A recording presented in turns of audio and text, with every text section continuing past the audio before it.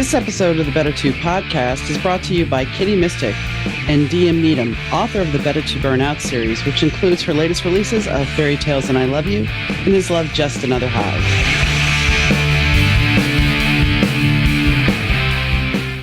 Welcome to the Better To podcast. I'm Donna, your host.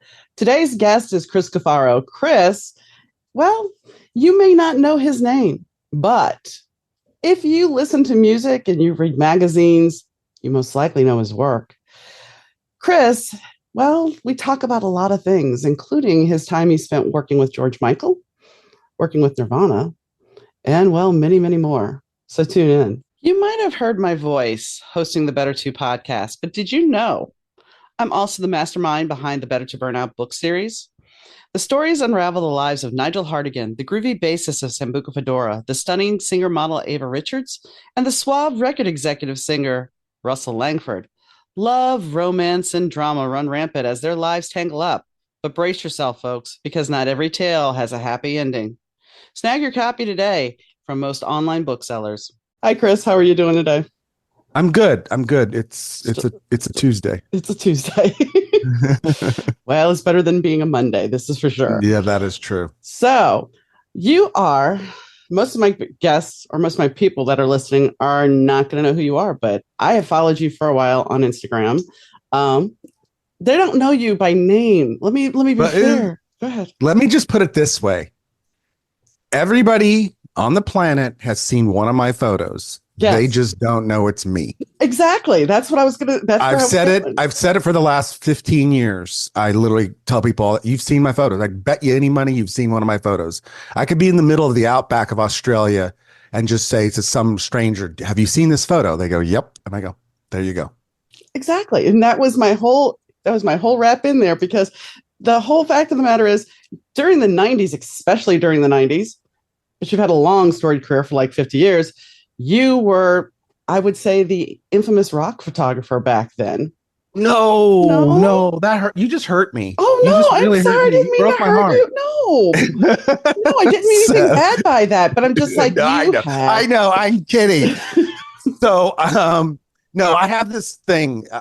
It's like I always tell people, I'm still 12 years old. You have to understand, inside my head, I still think I'm 12. But I have this thing about being called a rock photographer, a music photographer, a entertainment photographer, celebrity. I am just plain photographer. I tell people all the time, if you saw my work, music is a third of my work. It's like that much of that. And yes, it's what I got to be. My name was in the music space, but I've done so much more. So people, you should see my publicist in Australia. She knows this for years. And if somebody will say to me, oh, in an interview, oh, Chris, you're a music photographer. My publicist is like in the background. No, don't say that to him. Because I'm not going to walk out, but I just might start crying, and it's really embarrassing. Well, I meant no disrespect, because you're an awesome photographer. I went through your portfolio, but I'm thinking in general, because I do write rock romance, that if somebody's going to really hone in on you, that's where they're going to go. I mean, you did No Doubt, Pearl Jam, Steve Weiland, Perry Farrell. You had this whole cavalcade of people, but you also did Johnny Depp. Yes. I again, the actors started way back. I think I started shooting actors before I started shooting music. So if I think about it, I moved to LA in 1982. Okay. I was 21 when I moved here. So I I moved to LA to be a fashion photographer, and that lasted one day. Why not New York? That was the reason why I didn't become a fashion photographer. The day I got to LA, my boss sat me down and said, what do you want to do? And I was working at this black and white lab, a very famous black and white lab that is still around to this day. And he just said, what do you want? I go, I want to be a fashion photographer. And mainly it was because I wanted to shoot girls, because I've been shooting girls since I was 12. And he just said, this is the wrong city. You know nothing about fashion, and it's not going to work. And he just shot my dream down within the first day. And he goes, you better think about something else. And I said, okay. So that's when the journey began. The journey actually began when, how old were you when you got your first camera? I well, here's the crazy. I always tell people I didn't get buy my first camera till I was 18, Okay. but I started shooting at 10, and there's borrowing school cameras and stuff. I started my business at 12, and then I never went to school. Who needed math and English? I was going to be a photographer. I used to tell my English teacher, I used to play golf on the weekends with my teachers because that's what I did for fun. And they would tell me, I was going with my dad, and they would tell my dad, your son wasn't in school this week. And he'd be like, I don't care. And then they look at me, why weren't you in school this week? I go, I was shooting. I was, doing photography. And they were like, you need to do better on your English. I said, what do I need to know words for? A picture's worth 1,000 words. So I said, I'm going to write millions. And they would just like roll their eyes and tell me to hit the damn ball. Did you ever go back and see any of these people after you started hitting? No, Okay. Just curious. no, I not, I would say, ran out of Northern California, but when I left and did not look back. I'm still friends with two close friends from high school, and that's it. Otherwise than that, I did not look back. I get it. When I left Shreveport, I was like, bye. I Yeah. went back, I think, once or twice, and that was it. Well, I've gone back and stuff for different reasons. I actually was stuck one time. I was there 10 years after graduation, and my friends talked me into going to my high school reunion. And that was I graduated in 78. So in 88, I went to my high school reunion, and I got voted the person who changed the most, which I got a coffee mug for that. Mm. But I was like, they were all shocked because I was in the middle of the George Michael tour. I was, just got back from, I think, Australia. I started doing drugs, and they were just like, "Oh my God, Chris!" What? They were just freaking out and about my life and stuff, and I just was laughing like, "Whatever, this is my normal." Well, now that you brought George Michael up, let's talk about Yeah. him. George who? Oh, come on. We all know who George Michael was, especially in the last, in the 80s. Yes, it was Wham at first, but let's be honest. Yeah. As soon as I Want Your Sex came out, that Yeah. was it. Yeah. No, so I have lots of George Michael fans that are friends. I just wrote a blog post about this, about the support I get from what they're called the Lovelies. The support I get from the Lovelies is unbelievable compared to any other fan group or fans of musicians. I love my George Michael fans. When I did in 2018, I did the George Michael exhibition in Sydney, Australia at Black Eye Gallery. I thought nothing of it. It was the third exhibition when I started my project, thinking, oh, okay, whatever. It's going to be whatever, like just another exhibition. It became Mecca for George Michael fans. They flew from all over Australia. They flew from New Zealand. They flew from Asia to see that exhibition. It Wow. was Mecca, literally pilgrimage time. And I had to go every day to the gallery, and I met these amazing women. One of them who is my best friend to this day, and I just met, all these amazing women. I got to tell the story. Okay. People are going to listen to this or watch this. The first day before we opened the doors, one of the most, this is why I love my life and I love what I do and what I've done. Just everything is amazing. But I walk outside the gallery. We haven't even opened the doors yet. Everything's hung. Everything's looking great. I walk out the thing to make a quick phone call. My camera crew's shooting, setting up some stuff. And I walk outside, make this call. I turn around, and there's this woman like leaning next to the building, trying to peek into the window because we had this big faith photo in the window Mhm. and stuff. And she's just blown away by everything. And she looks very scared. And I walk up to her. I said, "Are you okay?" And she says, "I can't go in." And I said, "Why?" And she goes, "I just miss him so much. And I love George so much. And this is so difficult." And so I said to her, "Well, I'm the photographer." And then she started crying. And I held her hands and I said, "How about we go in together?" And I said, "This is a celebration of George. This is what we want you to feel. We want to celebrate him. And this is why I'm doing this." So I held her hand and I walked her into the gallery. She was the first woman in. And I walked her through the whole exhibition, told her stories. At the end, I mean, I was probably with her for a good 45 minutes to an hour. And all these other women started showing up, and I gave her a big hug at the end of the whole thing. She gave me a big hug, and she just said, "Thank you, Chris. This is the best day of my life." And I went, "Well, it's mine too. So just enjoy, please, but celebrate." And I gave her a catalog, and She was amazing. It was amazing. And that was I didn't know at the time that was the beginning of an incredible 3 weeks of fans and friends now. And since then, like I said, there's a lot of them become friends. I see them on every trip. We're going to brunches and hanging Nice. out, and they all have George Michael prints in their houses, and they tell everybody about me, and I'm like their one celebrity friend. And But that's cool. I mean, it's very cool, yeah, and it shows how genuine you are. I am very. I mean, because I'm I tell sure. people all the time, I don't play games. That's why I don't belong in Los Angeles. The day I moved to LA, I said, I don't play games. I don't bullshit. I don't do that. And my boss goes, well, you're in the wrong city. You need to move away. I was like, what? Well, I mean, Hollywood is known to play for game playing. So, Yeah, they're full of shit here. Everybody is. That's rule number one in LA is assume everybody's full of shit. so how do you find real people out there?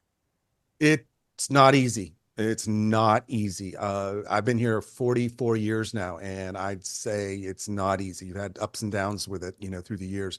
Luckily, I have a core of what I call my family of 4 people that are very important to me. And that's it. I built my family. I always tell people I built my family, and I'm amazed. I'm lucky, beyond lucky.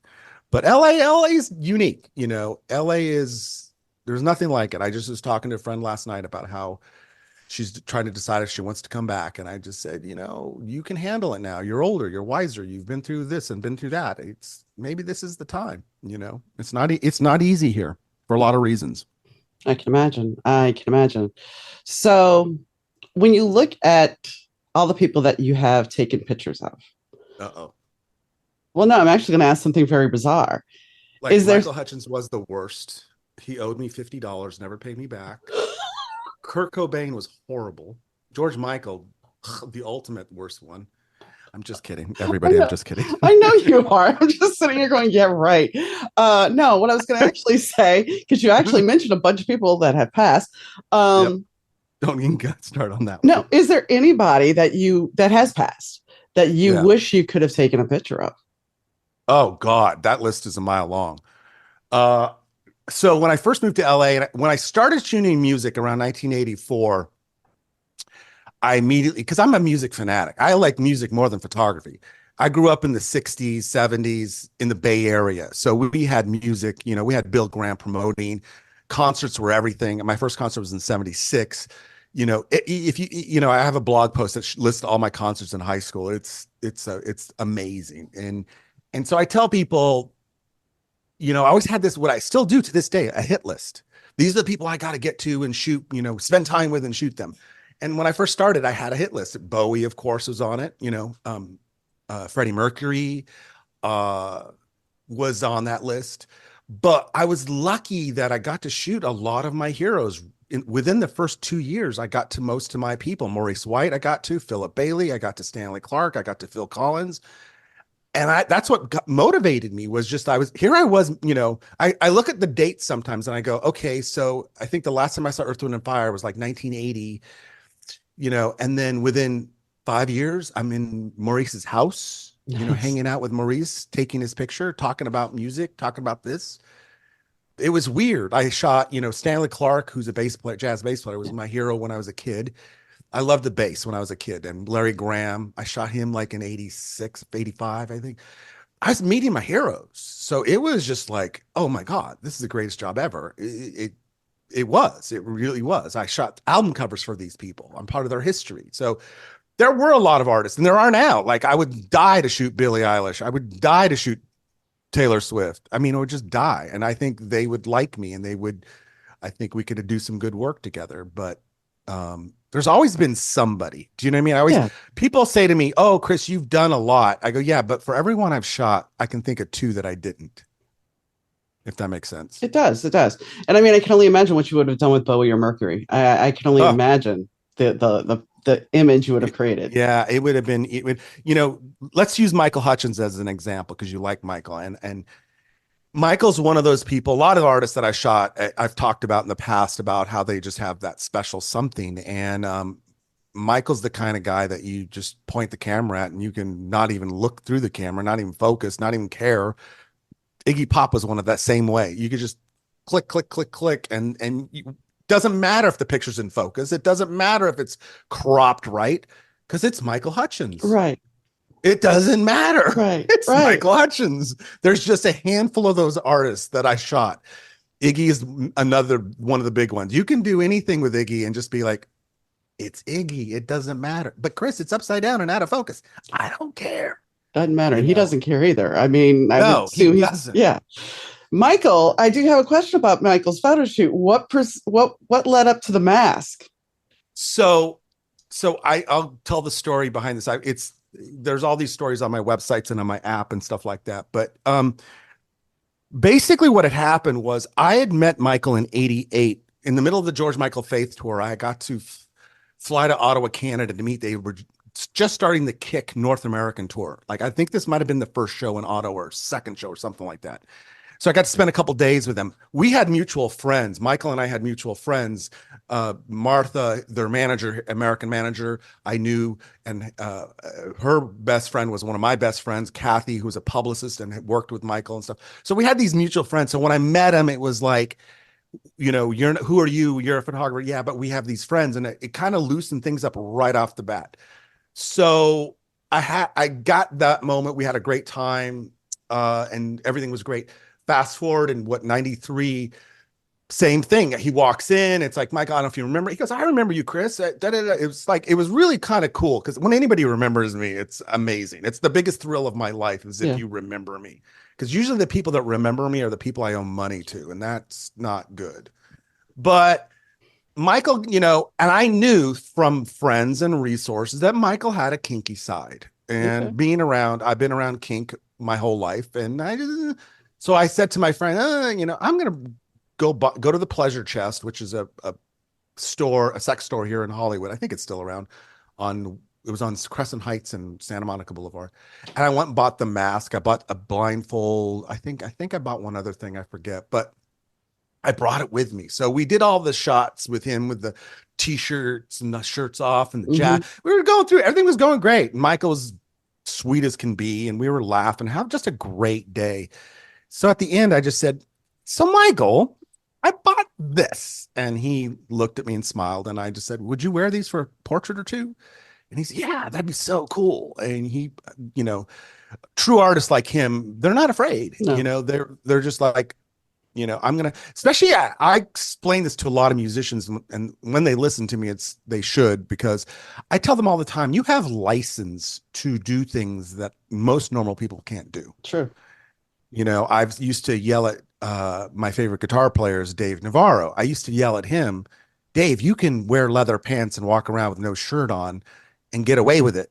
Like, if I do that, people are going to laugh at me and I'll never work again.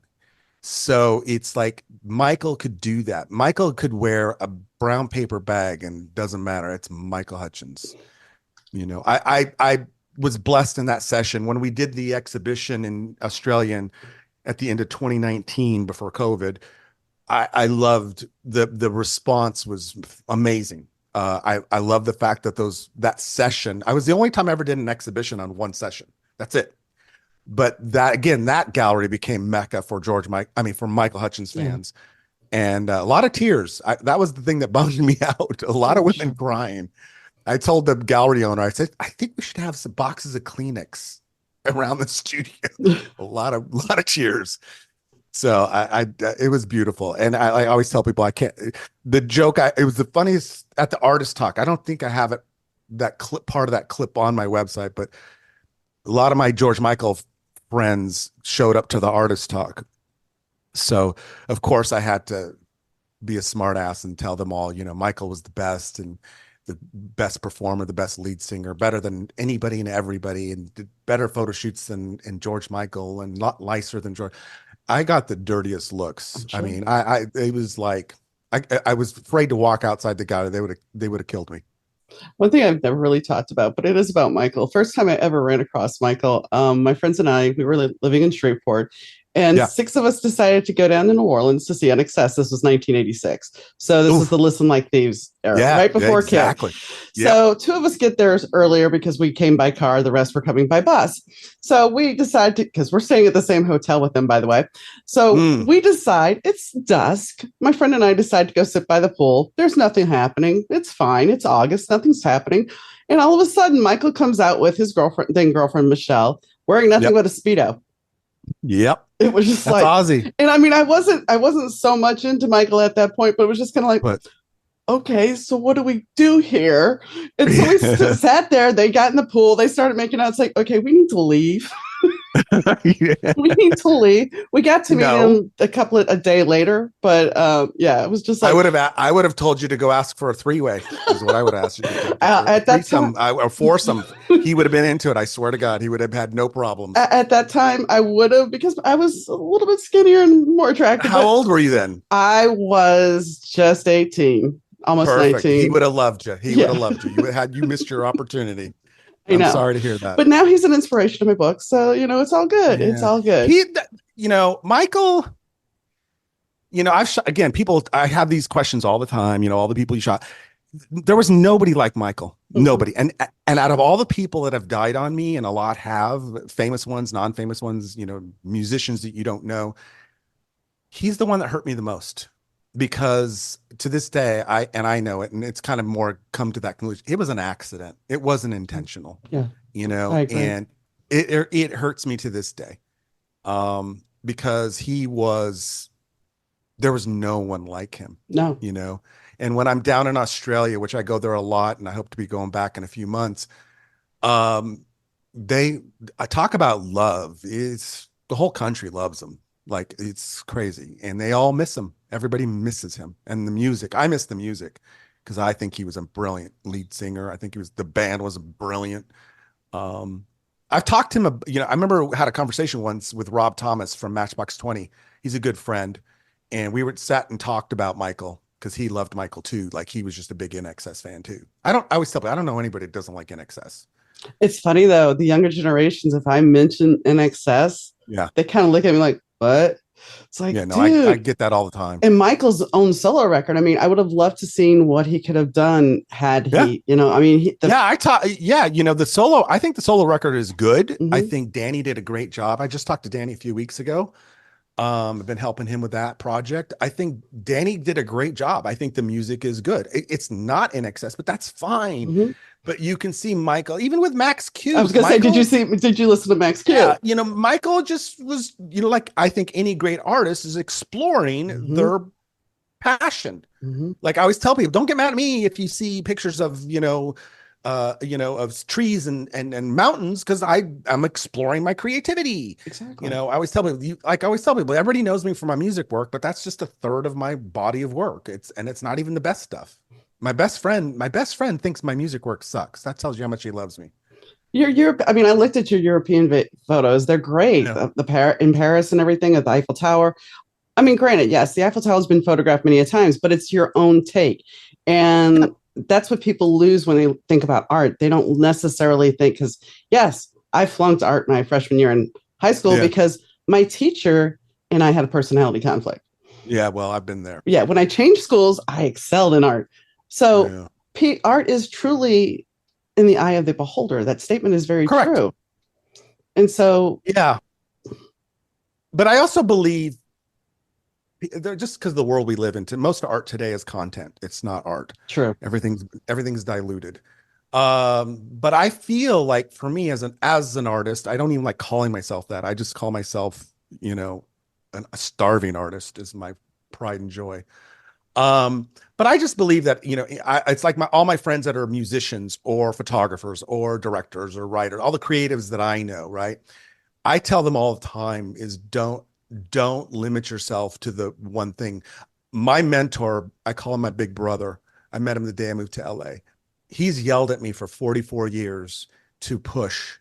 He's challenged me. He's paid me to do other things.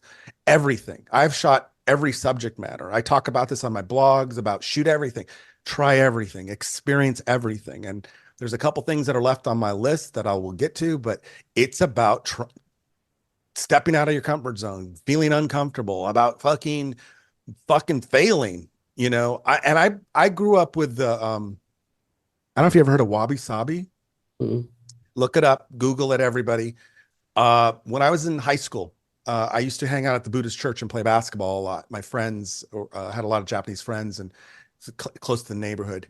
And I remember me talking to one of the people there. It wasn't a monk or anything like that, but just people that we just got to know them because you're playing basketball and stuff. And we were talking about, and he taught me the philosophy of wabi sabi, and it's basically, to generalize, I call it's the imperfection, imperfection is perfection. And that's why if you look at my work, you'll see there's imperfections. It's not perfect. I don't want to be perfect, because to me, I have more soul in a photo than I have perfection. It's like in music. Carlos Santana has more soul in one note than most guitar players have an entire career. Yeah. So it's about the soul. So I grew up with that as a kid, in that during my growing up period of photography. So that's been a part of my photography journey, is wabi sabi, if that makes sense. Yes, it does. It does make sense. And that's the thing, especially nowadays, because with social media, we are constantly given, because people use filters all the time, Yep. perfection. And it's not really perfection. I always joke No, around. It's like, sure, take your picture, put the filters on, put many, many filters on. And then when somebody meets you in person, they're going to be like, what the fuck happened to you? exactly. That's exact. I yell at my photographers that I mentor all the time. Stop trying to be perfect. And you're missing the point of being an artist, and the journey of that being an artist. Like I always tell people, I've been blessed to have met some greats, not just musicians, but actors. I've spent quality time. And with me, when I met the directors, I spent, time with James Cameron. And I would always ask crazy in the early 80s, working on music videos. That's how I met, George Michael. Was the first music video was Faith. And, Andy Morahan, who directed that, I got to know Andy pretty well. And I got to ask the dumb questions. But I got to work on, video sets with David Fincher and Anton Fuqua and Michael Bay, when they were just doing videos. And those guys, because I'm a curious fuck, that I would ask them questions. Why are you doing this? Why do you light it this way? Why do you shoot it this way? That's how I learned, was just being curious. And so and also actors, I would have conversations because I got to shoot my heroes. I spent an afternoon sitting down, taking pictures and hanging out and talking to Jack Lemmon and Walter Matthau. Wow. You have no idea what that was like. I can I thought imagine. I died and got to heaven. I could have finished my career right then and there, because I worshiped Jack Lemmon and Walter Matthau as a kid. So I can go down the list. I can drop names all day, every day. And it's funny. That's why I tell people I'm not a big fan of actors, but these legends that I got to spend time with and shoot, Kirk Douglas, Sidney Poitier was God. Yeah. That's those are actors, not Brad Pitt, not George Clooney, whatever. But it's different. But there is a difference. I was having a conversation with one of my friends about this the other day, that before social media, people like Jack Lemmon and Walter Matthau, you knew, I didn't care how old you were. You could have been, Right. they had staying power. But with social media, we have such fickleness about fame that you're going to hit it big, and then we don't know who the hell you are next day. Well, you could be famous for practically nothing these days, Mm-hmm. and not having talent. The problem I'm having, and I can rant, this could take days for me to rant, but basically, you're not special, people. Everybody thinks they're special because they have followers and they have likes. When I see social media, all I see, everybody screaming, look at me. Mm-hmm. Look at me, look at me, please look at me, please look at me, look at me, look at me. That's all I see every day. And I get really annoyed by it. And I think it's bullshit. People think they're famous because they did one TV show or one photo shoot or one song. Doesn't matter to me. When I was a kid, I always tell people this philosophy. And when I first started, I worshiped Richard Avedon, Irving Penn, and David Bailey. And I was taught, let the photos do the talking. That's why I was never in front of cameras. I never did talk to anybody really about my work. I always said, let the photo talk. You want to talk to me? Talk to the photos. And that's how I was brought up. I always tell people my goal since I was 10 was to create the greatest body of work I can. And so far, so good. I'm still got a ways to go yet. But these days, everybody wants attention. Everybody's famous for nothing. Everybody thinks that doing one thing is great. I don't care. You know, a writer friend of mine who's written tons of TV series, him and I talk about all the time. He's older than me, and we talk about how longevity is the number one thing that we believe in. Longevity. Mm-hmm. I've been shooting for 54 years. I should get an award just for that. Mm-hmm. I mean, when you look at the bigger picture, it's like Andy Warhol was right. I often joke because Andy Warhol was right. Everybody's going to be famous for 15 minutes, and that's what social media has done to us. Yep. It's true. But it's gotten worse because the problem with social media for me is just that everybody thinks they're special, and they think in their bubble with their fans, their followers, they think they're the only ones. Like I tell the story that a year and a half ago when I was last in Australia, I go to Australia and I'm meeting brilliant musicians, Then I go to New Zealand and I shoot 17, 18 of the biggest New Zealand musicians on the planet that nobody knows about here in America. And every one of them is better than everything in America. The music I heard, I saw one of the greatest band. I felt like an idiot. The first shoot I did in New Zealand was a band called Fat Freddy's Drop. They're legends in New Zealand. They're gods in Sydney, gods in Europe. In America, nobody knows. And they're one of the best. I got to go see them play. One of the best shows I've ever seen in my life. One of the best bands I've ever seen. I'm like afterwards, after the show, I was backstage like a fangirl, just going, "Oh my God, you guys are amazing." Publicist is looking at me going, "Chris, calm down." But it was amazing. And I met, there's people here, people just think that they're the only ones. And they think that what they're doing is, and I'm just, keep perspective. That's all I ask. Keep perspective. You know, I wake up every day assuming that nobody knows who I am. That's my philosophy. People know my photos, but they don't know me. And I'm okay with that. It's like I've only done the podcast for 3 years, which is not that big a deal. And it's like, do I get a lot of listeners? No. Do I have a lot of followers? No. But you know what? I get to have a moment in time with somebody that I don't know. Right. And I get to have a great conversation. I mean, I've talked to a neuroscientist in Japan. Yep. And when he booked it, I was just kind of like, you want to talk to me? Okay. But I think for you, I would say, I'm guessing, you know, like I tell people, the reason I do what I do, it's because it's our lives. Mm-hmm. And I tell people, again, this goes back to all these crazy things that I've gone through in my life. But like, I'm a big fan of Tony Robbins, first of all. And I think Tony says it best: make your life a masterpiece. Or as I like to say, go big or shut the fuck up. You know, and I had a business manager for 25 years who was basically my mom. And she had a saying that I live by every day. And that was, do the work, shut the fuck up and do the work. And that's why I work all day, every day. I don't settle for good. I don't want good photos. I don't want a good exhibition. I don't want a good shoot. I want great. It really is. That's been my way though, since I was 10. But that's also because that it's not just a photo for you.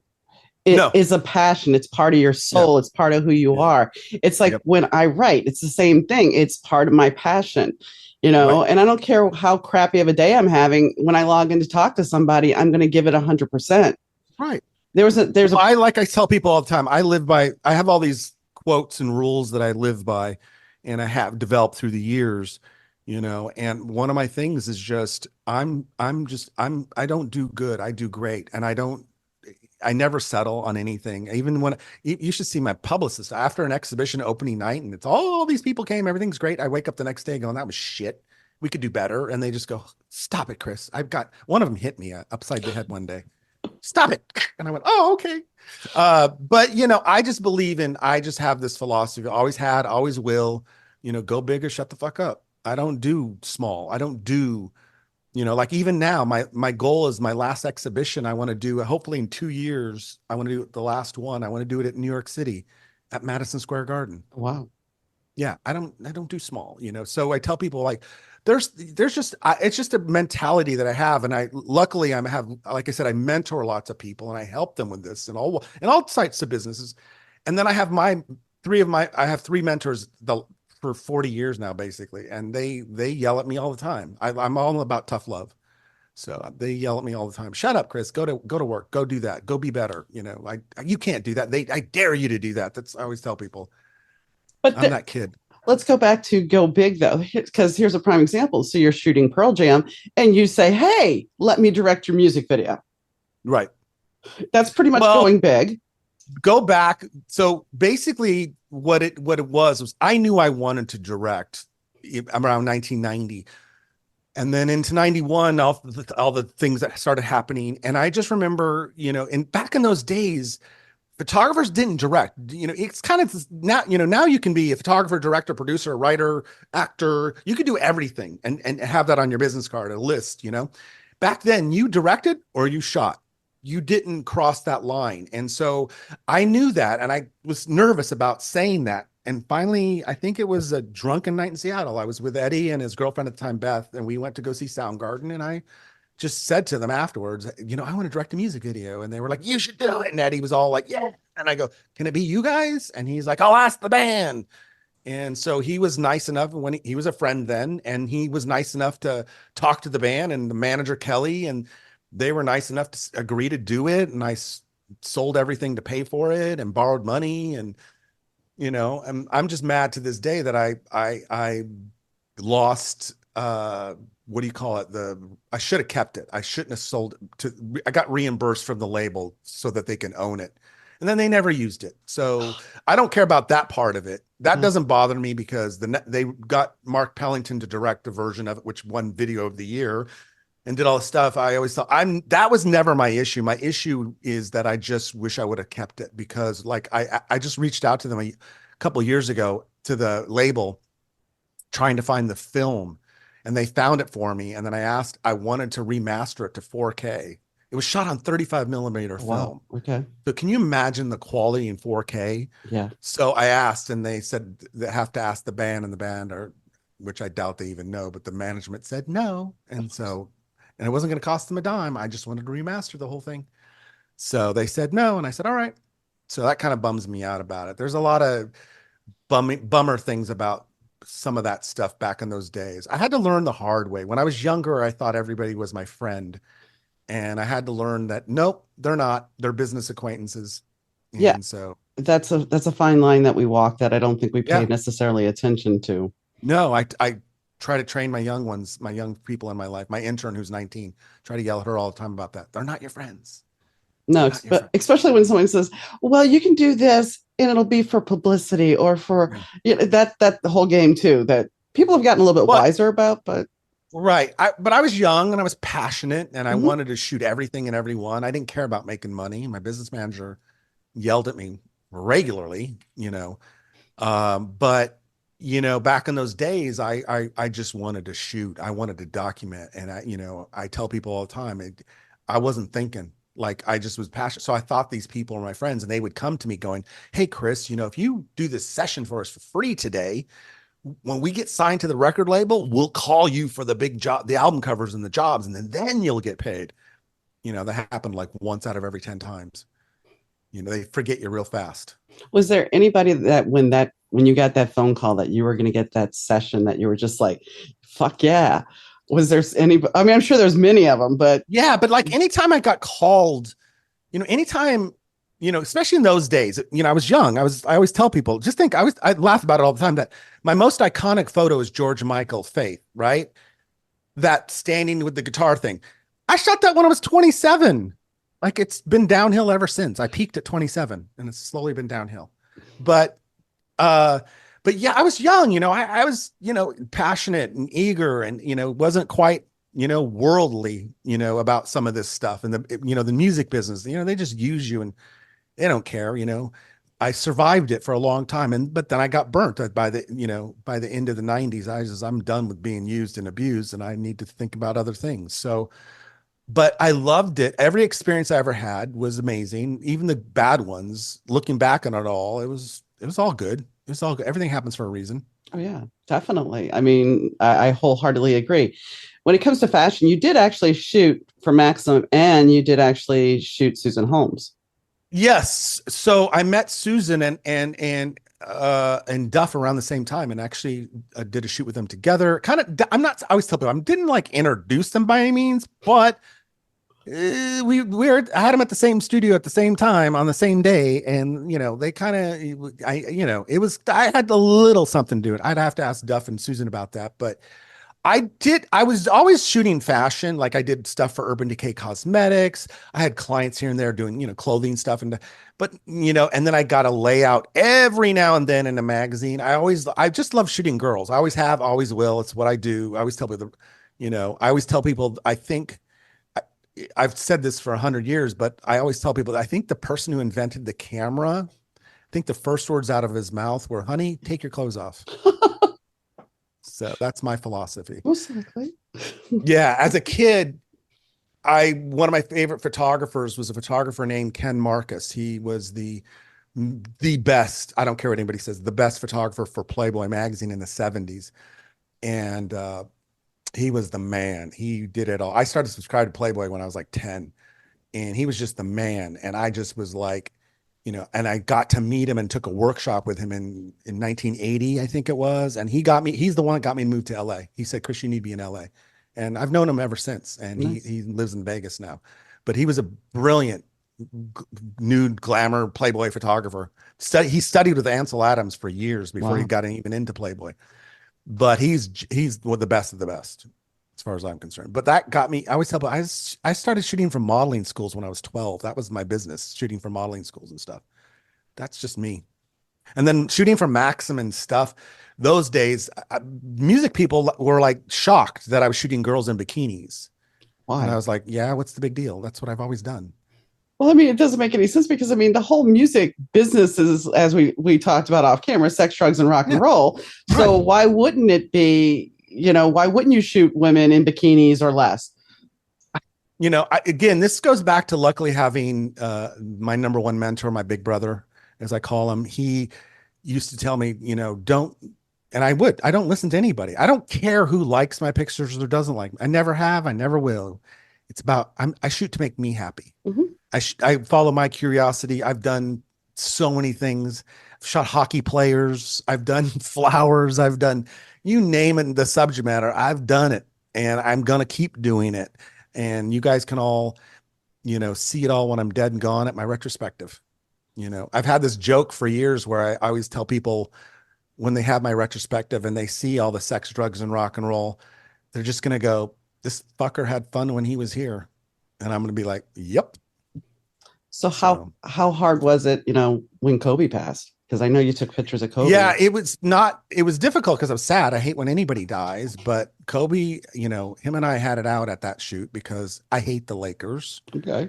passionately. Okay. And I've told the story a million times. He just gotten engaged to Vanessa, and I was talking shit to him the whole day. I challenged him to a one-on-one game. He chickened out. I called him a pussy in front of Vanessa.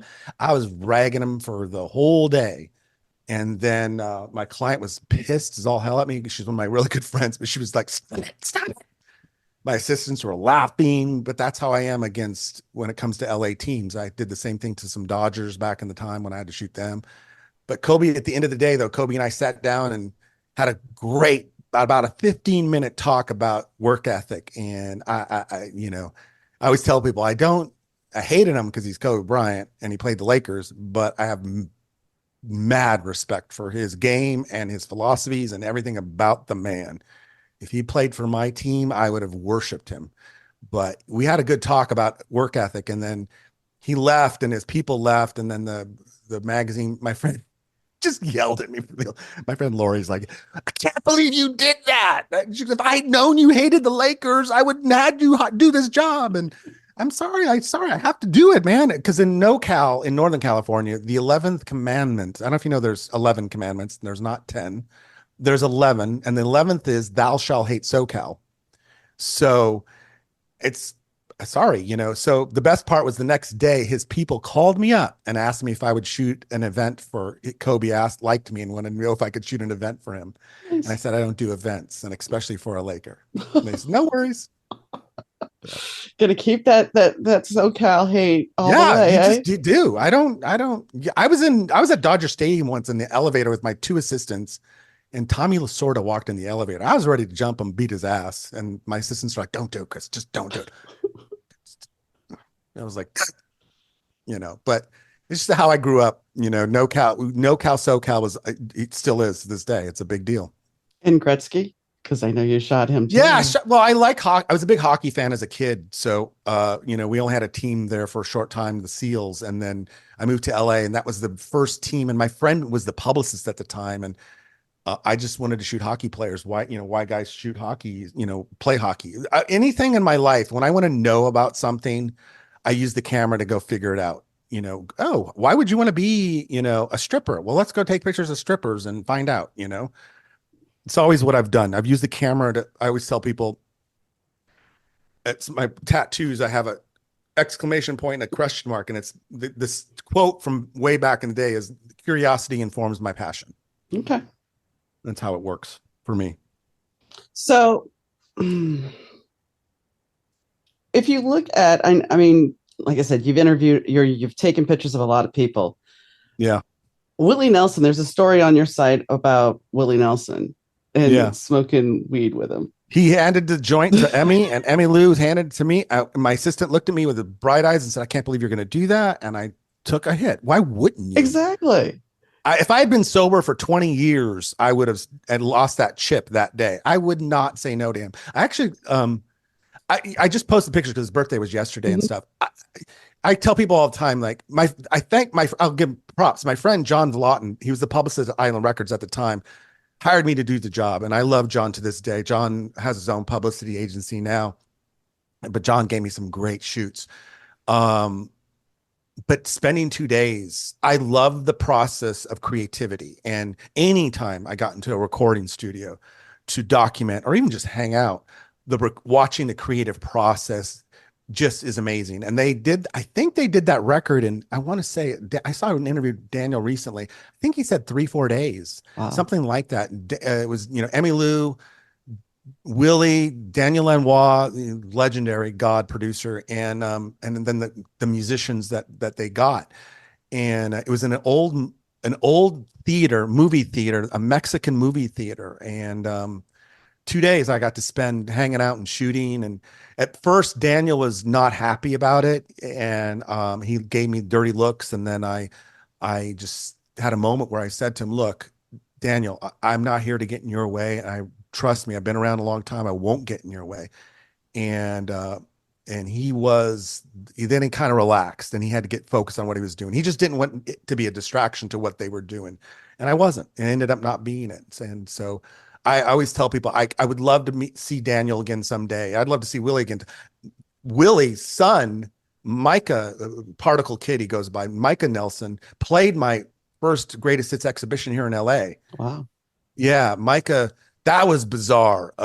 My producer asked him if he would perform. We had a few performers. My favorite was Lauren Ruth Ward, who's everybody should check out. She's the greatest thing on the planet. We had Josh from Buck Cherry, a good friend. We had Particle Kid and a couple other bands. And a few months later, Micah comes, in return, I'm going to do a photo shoot for you guys. And Micah comes to the studio and we were doing a photo shoot, and Micah was so nice. He is the nicest guy. His brothers, they're so talented. It's scary. But Micah says to me, "Oh my God, Chris, it's such an honor to shoot with such a legend." I just looked at him and said, I literally just looked at him and said, "Shut the fuck up." And he goes, "What?" I go, "Just shut the fuck." I go, "Let me explain it to you, Micah. Your dad, legend. Me, loser. Like it's two different things. It doesn't work with me." And he just starts laughing. He goes, "No, I go, don't even, Micah. If you want your pictures taken, shut up." I just was like, my assistants are laughing. Everybody's just like, "What?" I go, like, "Guys, I don't, no. I'm not a fan of labels like that, even though I get thrown at these days. You're a legend." I mean, shut the fuck up. Just shut up. My best friend in the world said it best over a year ago. Rolling Stone magazine in Australia supported my Sydney exhibition and my New Zealand exhibition, and they called me a legend. And I called my friend up. I called my brother. I said, "Yo, Rolling Stone just called me a legend. I'm a legend." And he just calmly just goes, "Yeah, Chris, it's only Australia, so it kind of doesn't count." I said, "Oh, you're right. Never mind." He just brought me down. But you do photograph legends. I mean, the other Yeah, I one, do. Yeah, I mean, I do. I shoot legends. My photos are iconic, but I'm just an idiot with a camera. George Harrison. Yeah, George, my hero. My hero. That story, I think it's on my, yeah, it's on this Mhm. on the website. It's all, I always tell people, got to download my app for all these stories. But George, my favorite Beatle. Who was your favorite Beatle? Paul. Really? Only because He was I'm number only, two for only me. because I was a bass player. Yeah, I get that. I get that. Paul's number two. I still would die to shoot him. I mean, even though he's older than fuck these days. But And getting to like Angela George, Lansbury. yeah, I have to tell this story now. So in 84, I'm not going to go too far back, but 84, 85, I started shooting for Musician Magazine. And the creative director at that time was a man named Gary Kupke. Um, Sad to say, he just passed away about 3, 4 weeks ago. And he was everything. He made me what I am today. I got to say this. I want people to know this. Gary Kupke made me what I am today, made my entire career. He I did one shoot for him. My second shoot for him was Maurice White from Earth, Wind and Fire. Like, I could tell you a list of like 50 shoots he hired me to do. And then we've been friends ever since. I loved the man. I loved the man. I owe him everything, taught me everything I know about design. He's an icon in the design advertising world. But he calls me up one day and just says, "Hey, I got a shoot for you." I said, "Okay, what is it this time?" I'm thinking whatever. And he says, "It's George Harrison." I'm like, "Shut the fuck up. Are you kidding me?" And this is before cell phones, before Yeah. everything. And I'm just like, "What?" Landline. And Hmm. he says, "Yeah." So here's the problem though. Bob Merlis, I think, yeah, it was the publicist for Warner at the time. And he goes, "Bob says you're not going to get much time." He goes, "So you got to kind of be ready."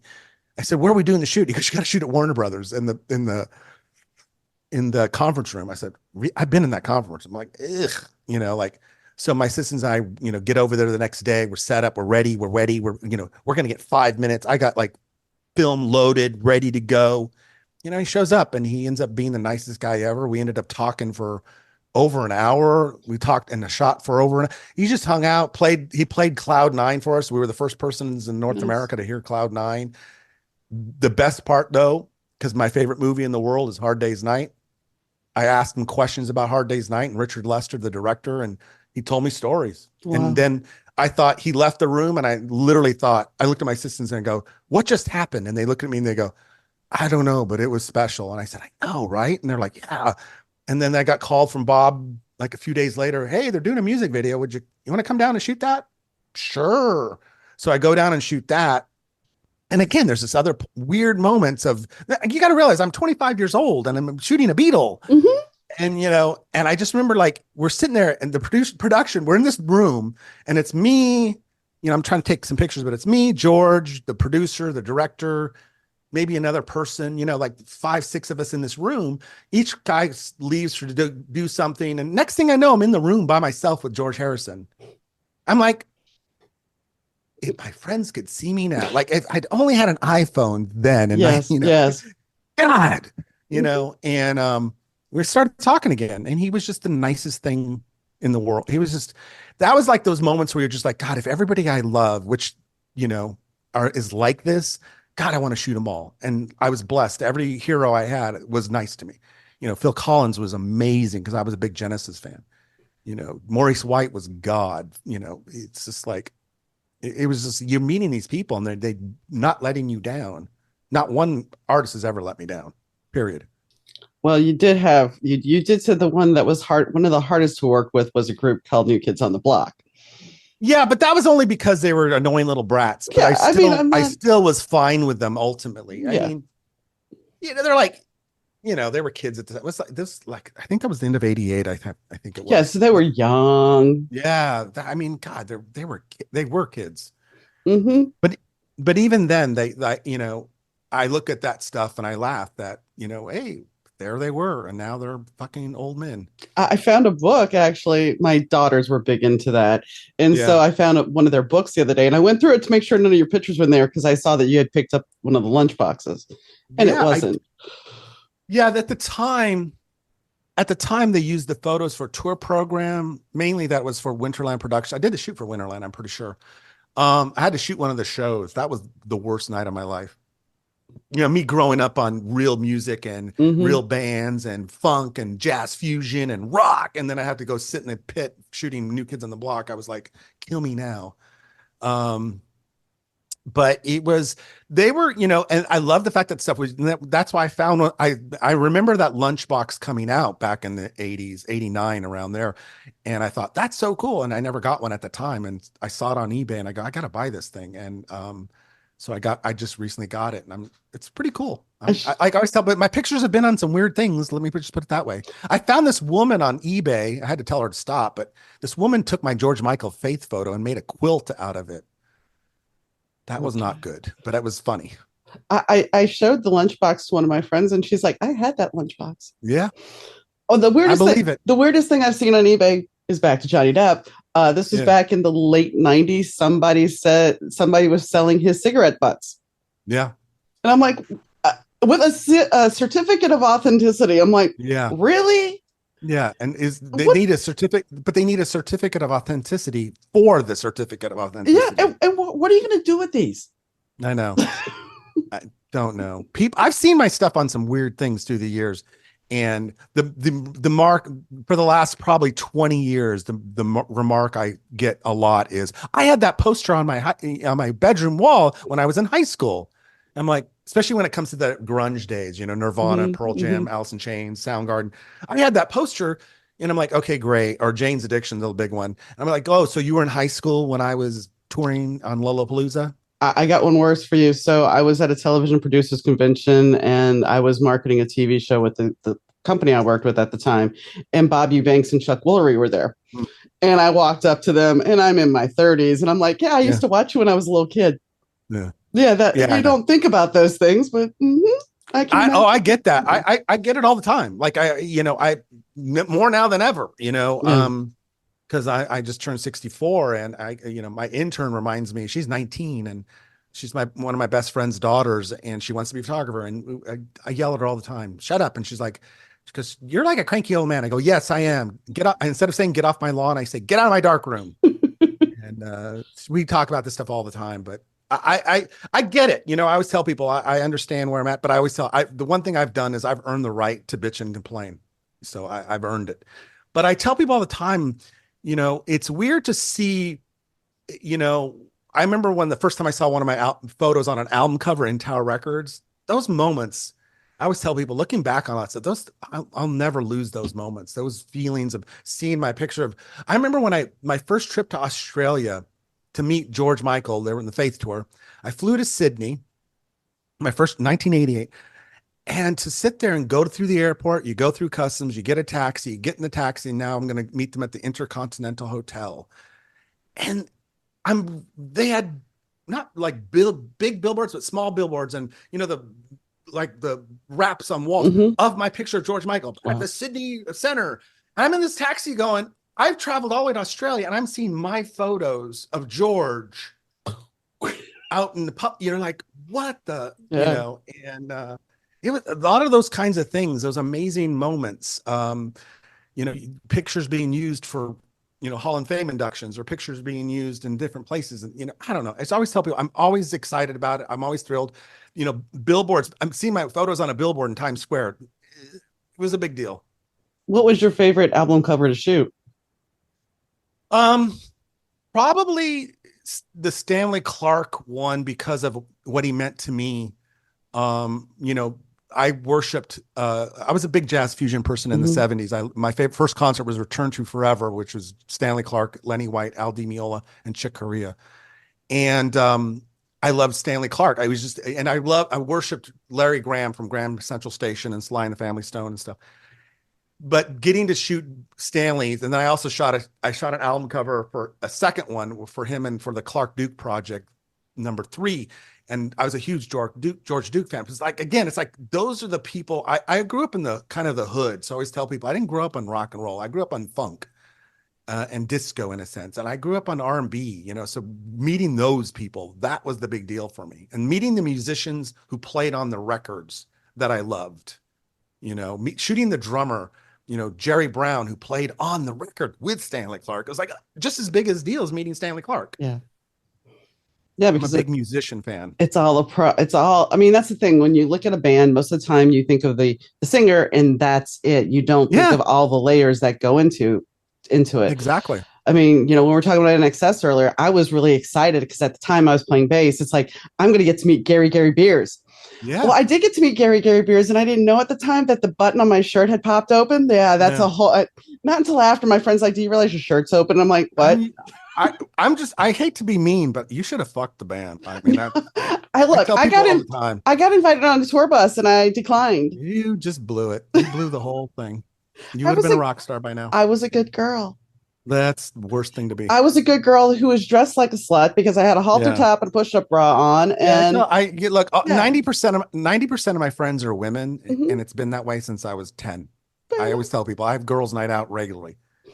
And I tell people all the time, like women, I tell my girls all the time, just go for it. Just have fun because you're gonna get old someday and you're gonna get tired and get crazy. I have a motto I teach to all my youngsters. Like I said, I mentor so many, and then I have three of my friends, their young daughters or my besties. I love them all to death. They're like my own kids because I don't have kids. But I always have this saying that I teach them, and I live by this saying, which is be crazy, be motherfucking crazy. Don't be stupid. It most likely would have been better if I would have been a little bit more free, but Yeah, but it's this thing I teach. It's about because it's just about being crazy. I'm crazy, and I when people say you're crazy, I go, thank you, appreciate that. I don't think crazy is a bad thing, but I don't be stupid. I don't do stupid. I don't do stupid. I don't do. I never have, never will. To me, crazy is hey, let's get drunk and do drugs and party our brains out all night long. Stupid is now let's get in the car and drive. No, yeah. no, no. So I try to tell there's a difference being crazy. You know what I mean? Hooking up with a musician because hey, it's hot and it's cool. Let's have a great time. Great. Stupid is thinking that you're going to marry the guy and get knocked up and get have babies. Like no, no, no. So Yeah, there's a lot of different ways when people think about, there's a picture that was floating around on the internet with Tommy Lee and Vince Neil and a woman. yeah. I mean, I'm sure she's got stories to tell now. Oh, Tommy, I love Tommy. I got Tommy stories for days. I shot Tommy probably 10 times. I love the guy. He was my hero back in the day because he just would he's like me. We just don't grow up. He just the first time I shot him in Nashville, Tennessee. And I tell people the story all the time. Backstage, it was my first time in Nashville. I'm hanging out backstage, waiting for the band to show up for sound check. They show up. I'm, waiting. The manager's like, "Oh, he'll be here," and they show up in the bus. And next thing I know, they walk in holding a big bunch of panties, girls' panties with notes tagged to them. And the whole band sits down, and I'm just sitting there waiting, to introduce Mm-hmm. myself. And they're reading the notes. The girls are all like, "Hey, baby, come get us." They're all at the gate, like trying to get in. And they're just, "Oh, remember her?" But they're just having this vibe, drinking Jack Daniels, smoking. It's every cliche possible. I'm just sitting there going, "This is the first time I've ever seen anything like this." Is like 1985, I think. I'm just, oh my God, what is this all about? And finally, they bring in girls back and kicking them out, and I'll be in the tour bus. I'll be back a little bit, all this crap. And I'm just finally get to talk to Tommy, and he's like, "Oh, you're gonna have to wait till I got my makeup on, and so we'll probably shoot it right before I go on stage." I said, "Okay." So I was there for like 3-4 hours, just waiting and waiting and waiting, and then I got to shoot him, sat him in the bathroom, sat him on the toilet, and shot a few rolls of films, and you're done. But I love Tommy. Shot him a bunch after that. He's such a nice guy, and he's a brilliant drummer. He is a brilliant drummer. He is.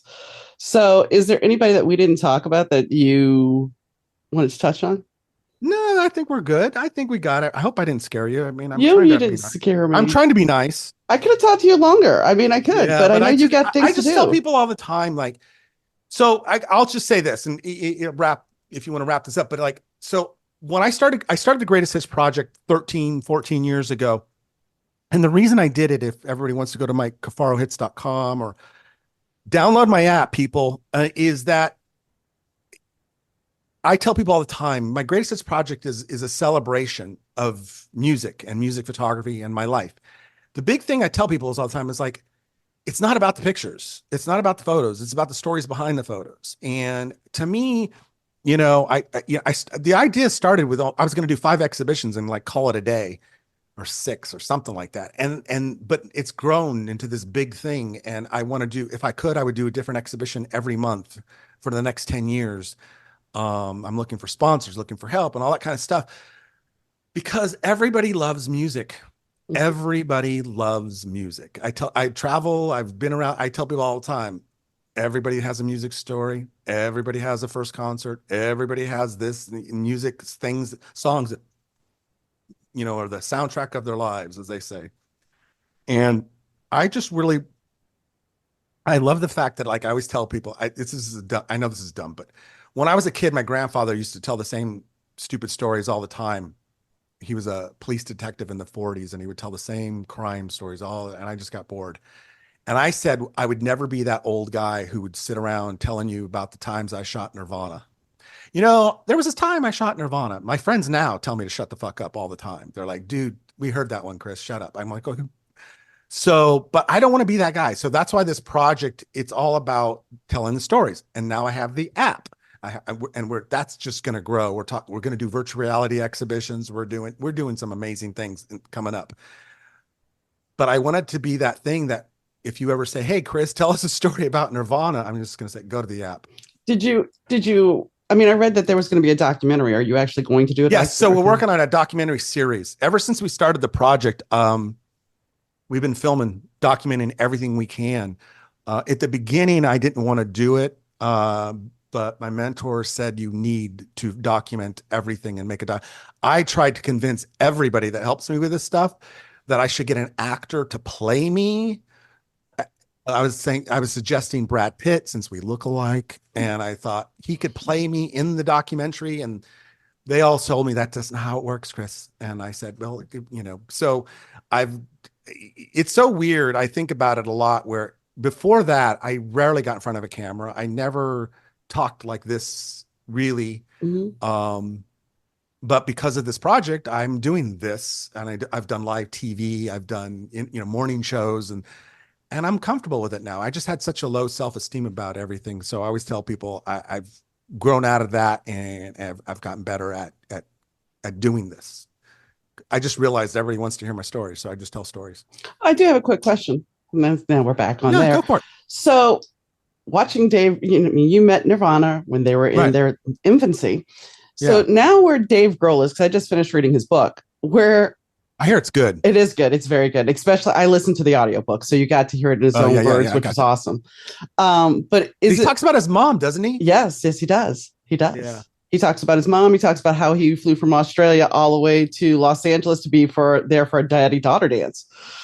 Wow. And then flew back before it was over to be at a concert in New Zealand. So Yeah.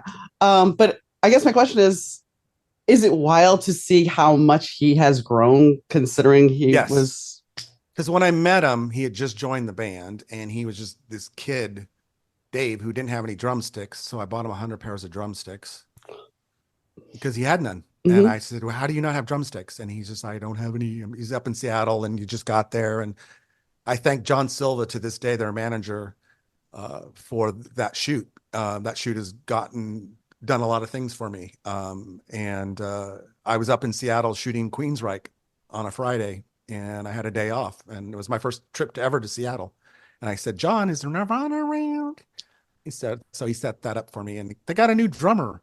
So, yeah, I would say I'm proud of him and excited. I have a few Dave Grohl stories, but I'll tell you the last time, which is last year, I have to look at this again. Last year, I guess it was the beginning of no, it's 2022. Stephen Perkins, the drummer from Jane's Addiction, who I've known for years, he started a record label, and I shot a band for him named Air, and great guys, and really good band, like very good band. Stephen says to me one day, "Hey, we're going in the recording studio, and we're going to re-record one of the songs on the album, and would you come down and shoot?" I said, hell yeah, you don't have to ask me twice. And I said, where's the studio? Here's the address. It's in Northridge. So I go to the studio, I meet the band. They're loading up their gear into this recording space and everything. The producer's getting set up in the producer. I notice on the walls, everywhere on the walls is Foo Fighter shit.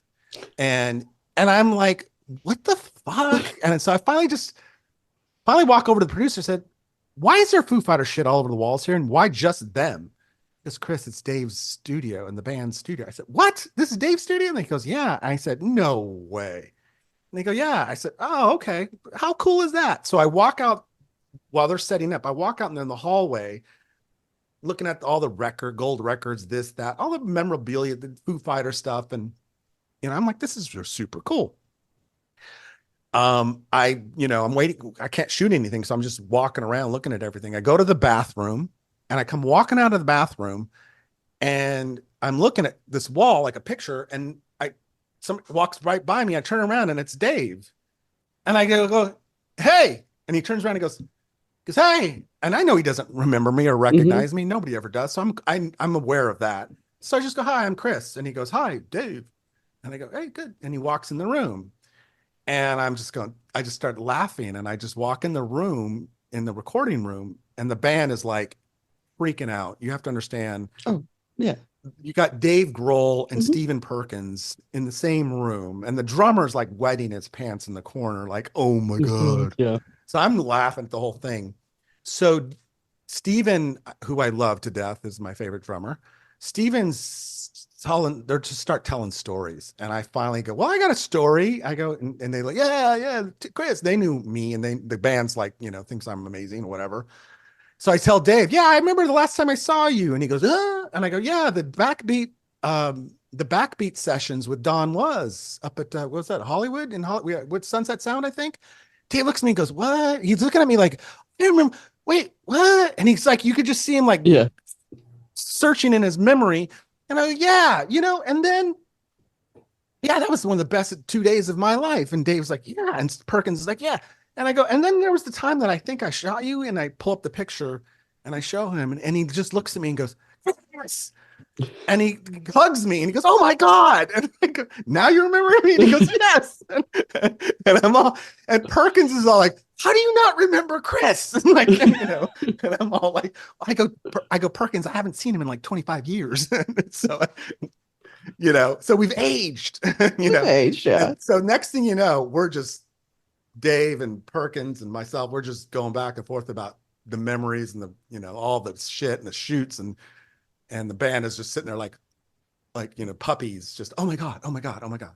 So it was really cool. And I got Dave's email address and then emailed him and said if he needs anything to let me know. And then shortly after that is when Taylor passed away, and really broke my heart because I had shot Taylor a few times, and Taylor was the best of the best. And God, I love Taylor and I miss him. And I know how much it hurts everybody. Yeah.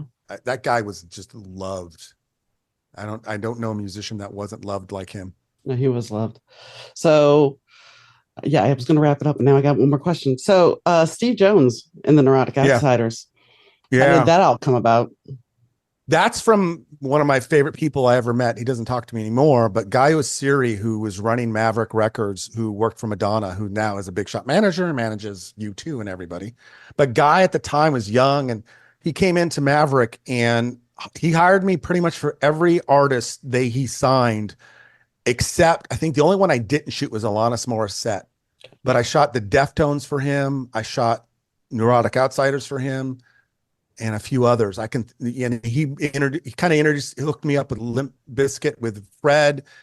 Guy is one of my heroes. I always say, last time I saw him, I ran into him at a restaurant once and just thanked him for everything. And he's grown up a lot and is married with kids. But when I met him, he was just a little kid, working for Madonna. And he's just one of those guys that I think, I always say nobody has anything bad to say about Guy. Everybody, you mention his name to anybody in here in Hollywood in the music business, they all just smile. He's such one of the best of the best.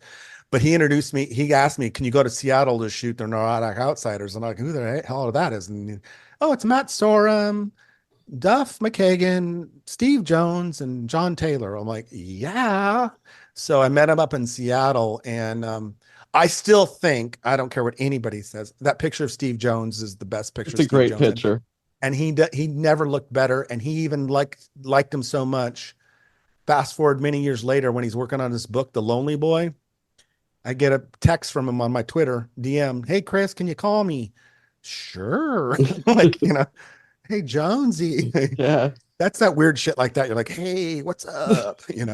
he goes, can I get some of the photos? And he uses my photo for his Instagram thing. And he used some of the photos in the book. And I tell everybody, if you haven't seen the Sex Pistols, I think it's on Hulu series. I think it's a 4-part series directed by my favorite director. Uh, it's an amazing series, amazing series, like amazing. Every aspect of that series is amazing. But Steve is the best. John Taylor connected so much. He asked me to shoot his solo cover, which I did his solo album cover, and JT, I was just like, my girlfriend at the time was like, she worshiped John Taylor. Like, oh my God, can I come to the shoot? I'm like, no, I'm like, no, not even, you stay away and stuff. But of course I let her come, and she got excited because she got to meet John Taylor. But, and Matt Sorum, who I still have exchanged emails through the years. I love Matt. He's the nicest drummer ever.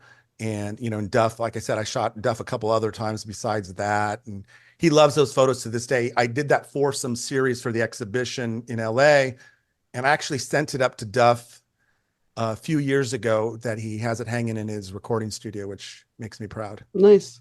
I will say it's amusing because you shot the cover. So in May of early June of 1995, I Yeah. was talking to JT and I was telling him, that I played bass and everything. And he was telling me, well, the best thing you do is play and sing. At this point, I am not aware, nobody's aware that he's coming out with a solo project. Yeah. So when that all popped up, and yeah, I know the cover that you shot. Yeah. It The was just black kind and of white like, portrait. wow, okay. The Yeah. conversation had more meaning than I actually realized. Yeah. I just, here's my thing right now. I'm kind of mad at people. I've had this discussion recently where I'm not friends with these people. Mhm. I didn't have time to be friends with these. A No, lot of photographers are friends with their artist. I didn't have time to no. hang out and kiss everybody's ass. But recently I've been thinking a lot about how I would love to shoot some of these people again. And I still shoot, I'm shooting as much as I can these days, I'm writing 2 TV series and doing exhibitions, all this stuff. But I keep saying I would just love to shoot some of these people again, because it was such a pleasure. And I know it'd be better today than when I did shoot them the first time, and plus, I don't know. It's just I keep saying it's a weird time of life, getting older and doing this. I always say not everybody has documented their entire life like I have. You know, I literally have the picture from the day I was born to, shooting pictures now. I've documented my entire life. It's crazy. But JT, Matt, that was a great session. I love those pictures to this day. I actually recently went through the session. One of the things I do for the last 5 years, I'm digitally archiving my life's work.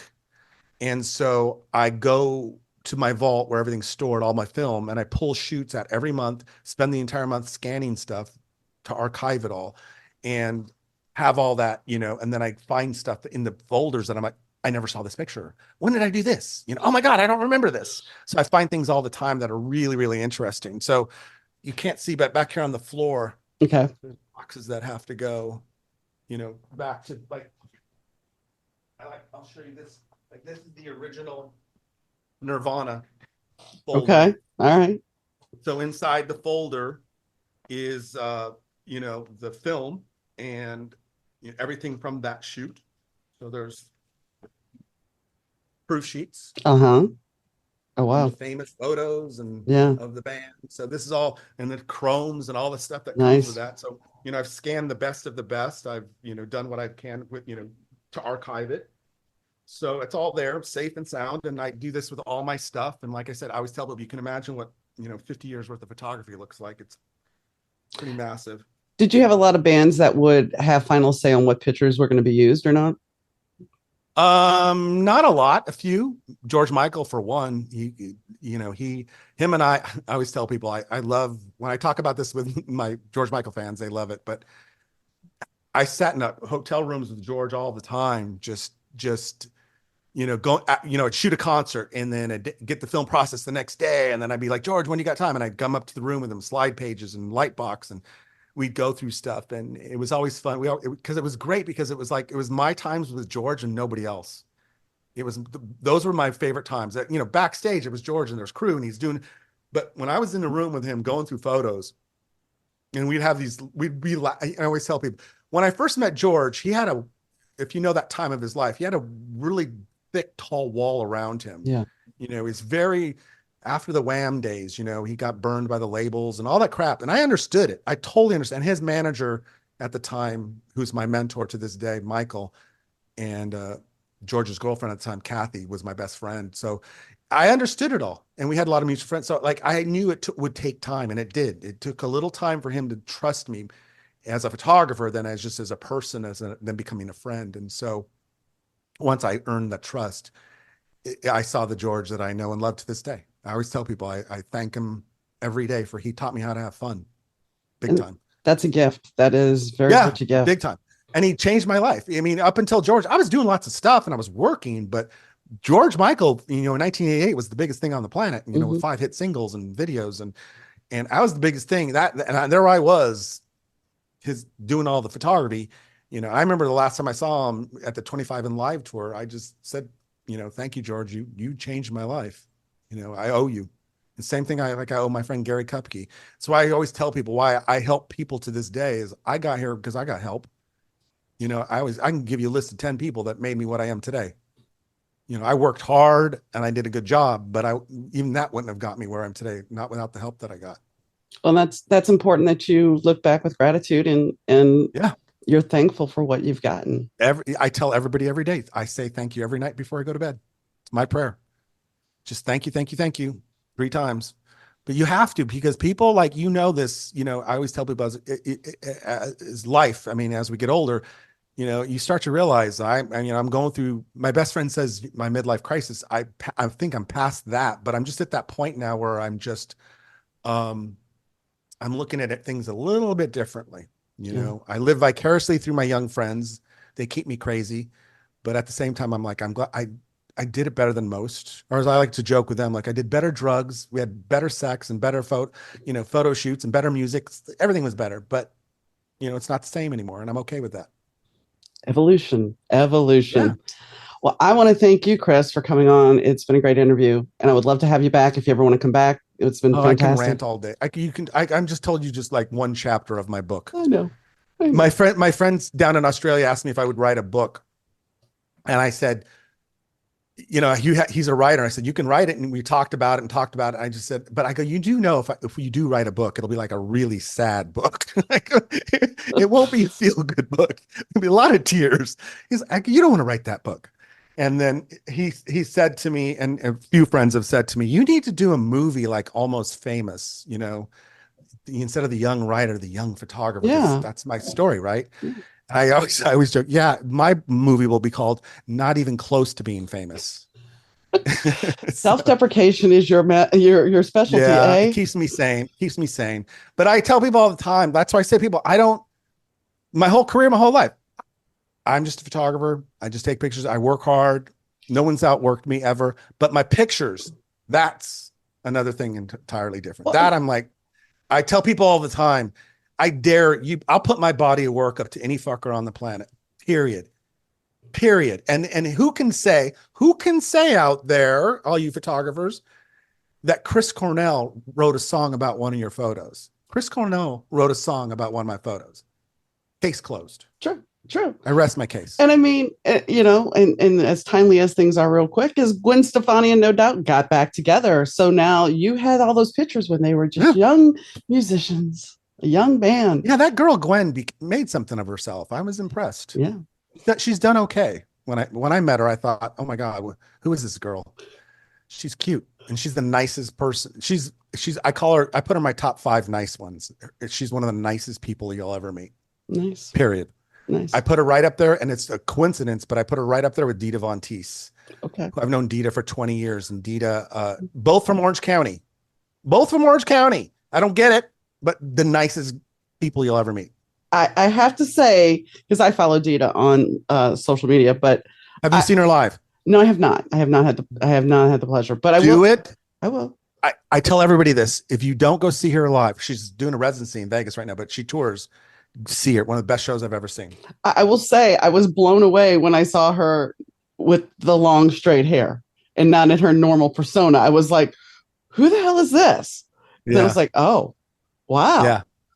Yeah. I met her. I always tell this story. I'm sorry, see, we can ramble, but I know, that's fine. Last one. But when I met her, she, at the time, this is 20 something years ago, she was like the Cindy Crawford of burlesque and fetish, right? Like she was the supermodel. Every girl wanted to be her.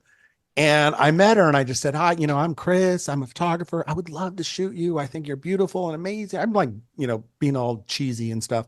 She just goes, just give me attitude. I'm really busy. I don't really shoot that much anymore. I said, okay, well, I just asking, but I got to ask a question. She goes, what's that? I go, who do you like in music? Who's your favorite music person? And she just goes, oh, my favorite is George Michael. Really? What a coincidence. She goes, why? I go, well, you might have seen some of my photos. She goes, why? I go, well, I did all the Faith Tour stuff and the picture of him with the guitar. She goes, really? No way. I said, so would you like to shoot with me now? And she goes, yeah, when can you shoot? I'm all like, thanks, George.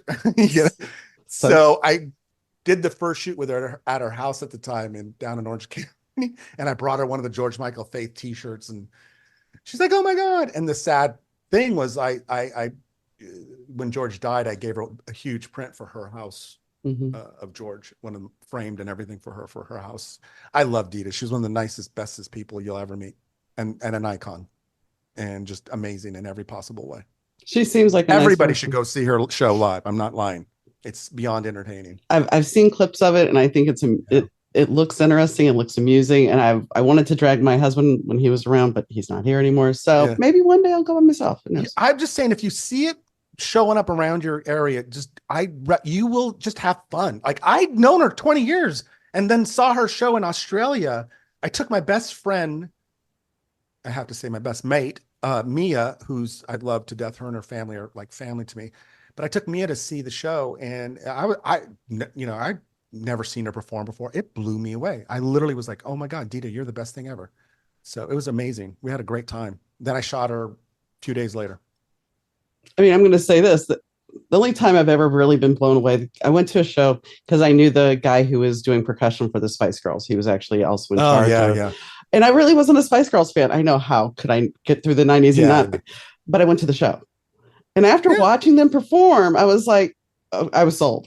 Yeah. Because I've had that happen. I've had that happen a few times with a few artists where you're like, do I have to? And then you get there and you're like, oh my God, this was a lot of fun. Yeah. And you just, we all have our little guilty pleasures, It's okay.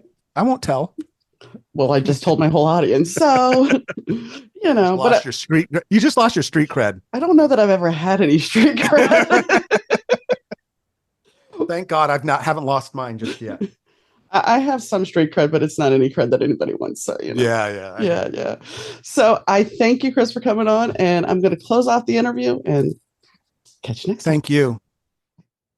Hey, Donna from the Better 2 podcast here. If you've listened to my show, you know that it always sounds great. That's thanks to the guys at Third Ear Audio Productions. Third Ear Audio helps podcasters, broadcasters, musicians, and business owners get their important messages out to their audience. Rich and the Third Ear Audio team are easy to work with. They're efficient and understand that your message is important to you. With quick turnaround and the true caring of your needs, Third Ear Audio is your go-to for any audio message. Reach out to Third Ear Audio at 312-388-5596. Rich and his team will deliver for you. That's 312-388-5596. Or you could email them at info@thirdearaudio.com or visit them on the web at www.thirdearaudio.com. I hope you guys enjoyed Chris's interview. It was very interesting for me because this happened and came together really, really quickly. I reached out to Chris on Instagram. I started following him about 2 years ago when I was writing I had finished Love is Worth Waiting For.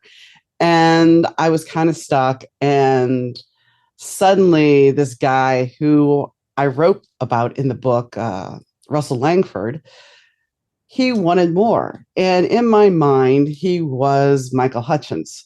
So he's loosely based on Michael. And I mean loosely, but he looks like Michael. So I started digging around on the internet for inspiration. I wanted some really good pictures of him. And I discovered Chris's pictures, his photographs. And I was like, well, these are pretty cool. And they're very interesting. And as you saw in the podcast, because I did put a couple in there, that way you know what we were talking about. The pictures, well, they are very interesting and very inspirational, I would say. Anyway, but besides that, Chris has some interesting stories, and then most likely he will come back eventually again, because I like when I have a rapport and I can have a good time with a guest. And I definitely had a great time talking to him. I think that if you haven't checked his workout, you should. As I said, most likely if you look at anything in the 90s as far as musicians and music, maybe not totally, but a good bit, you're going to see that Chris photographed them. Even actors. Actors, there are, if you had Maxim magazine, there's a chance you saw Chris's pictures in there. So he has a very diverse portfolio. And at the time, he was pretty big deal. He was a pretty big deal. And truthfully, he's still a pretty big deal. Just nobody recognizes that. And that's really unfortunate. We didn't really touch on that too much, but it's like with anything, it's like if you hit a certain age, well, there's hotter people out there. Are they really? Because when you really look at his body of work, you can see the creative potential there. And guess what? It's not enhanced. It's not photoshopped. So when a picture can really speak to you without all the enhancement, you can get something amazing from it. And I think he still has that ability. I hope he gets his exhibition at Madison Square Garden, because that would be amazing. It would be a great gift. If you enjoyed the show, it was a great show. I enjoyed it immensely. And I thank you guys, as always, for tuning in. But I also have to thank Fast Susie for the intro music and the outro music. I have to thank Rich Zai of Third Year Audio Productions for doing the sound. And I thank my guest, Chris, for coming on the show. And I greatly appreciate his humor and his wit and all his knowledge. So thank you guys for tuning in. As always, if you want to be a guest on the show, drop me a line at Donna@better2podcast.com. That's Donna@better2podcast.com. And I thank you for tuning in, whether it be evening, morning, afternoon, weekend, whenever you're listening. It means a lot. And I'll catch you next time, guys. Bye.